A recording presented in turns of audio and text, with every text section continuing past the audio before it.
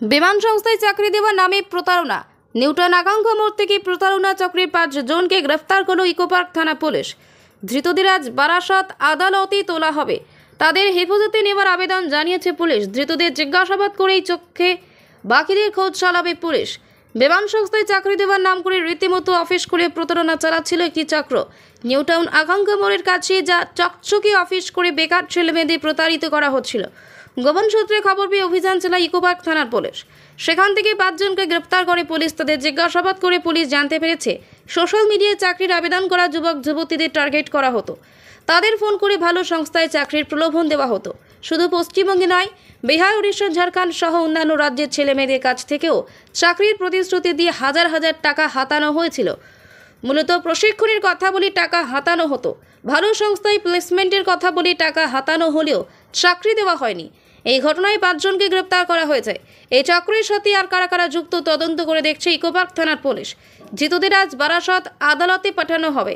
Police হেফাজতে নেওয়ার আবেদন জানিয়েছে ইকোপার্ক থানা পুলিশ। ইকোপার্ক থানায় সাংবাদিক বৈঠক করলেন ডিসি নিউটাউন জোন মানব সিংলা, ছিলেন এসিপি নিউটাউন এবং আইসি ইকোপার্ক। কালকে আমরা ইকোপার্ক থানা থেকে অলং উইথ ডিডি টিম একটা সোর্স ইনফরমেশনে একটা রেড করেছিলাম। এখানে দুটো জায়গাতে। প্রথমে একটা জায়গার ইনফরমেশন ছিল, ওখানে ইনফরমেশন ছিল কি জব রিক্রুটমেন্ট স্ক্যামের মতো একটা ওখানে স্ক্যাম চলছে। তো অ্যাকর্ডিংলি আমাদের রেড করা হয় ওখানে। তো ওখানে রেড করার পরে আর একটা জায়গার অ্যাড্রেস পাওয়া যায় কি ওখানে বে সিমিলার এরকম একটা কোম্পানি এরকম একটা সেট আপ নিজেদের করিয়ে ওখানে জব রিক্রুটমেন্ট স্ক্যাম করছে। তো ওখানে বি আমাদের রেড হয়। তো accordingly we started to specific cases. তো এদের মেন এনাদের যে মোডাস অপারেন্ডি আছে খুবই একটা ইম্পর্টেন্ট এটা জানার সবার। এটা যে দুটো মোডাস অপারেন্ডি বেসিক্যালি কাজ করে। ফার্স্ট তো আছে এনাদের দুটো যে আলাদা আলাদা সেন্টার্স আছে। একটা সেন্টারে এনাদের আলাদা আলাদা স্পেসিফিক টিমস থাকে।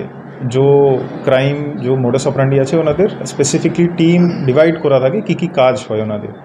একটা আছে যে প্রসপেক্টিভ জব ক্যান্ডিডেটস যে হয় ওনাদেরকে এটা স্ক্যান করে, মানে যে ডিফারেন্ট ওয়েবসাইটস থাকে যেরকম naukri.com আছে, jobhai.com, এই ধরনের বিভিন্ন ওয়েবসাইটস থাকে যেখানে প্রসপেক্টিভ জব খুঁজছে যে ও নিজেদের সিভি আপলোড করে জবের জন্য অ্যাপ্লাই করে কোথাও। তো ওখান থেকে এটা সব ডাটাগুলো ওনাদের কালেক্ট করে কি কে জব খুঁজছে ওনাদেরকে কন্ট্যাক্ট করে। একটা টিম আছে এনাদের, ও কন্ট্যাক্ট করে ওনাদেরকে। মোবাইল ফোনে নাম্বার ওখান থেকে পেয়ে যায়। মোবাইল ফোনে কন্ট্যাক্ট করে ওনাকে বলা হয় কি আমাদের কোম্পানি এখানে কিছু জব ওপেনিংস আছে, আপনি এখানে আসুন আর আপনাকে জব দেওয়া হবে।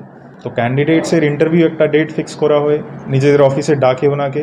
বাট অফিসে ডেকে ওনাদেরকে ক্যান্ডিডেটসকে একটু আরও বোঝানো হয় কি আপনার ওটা বোঝানো হয় ওনাদেরকে। হ্যাঁ, দেখেন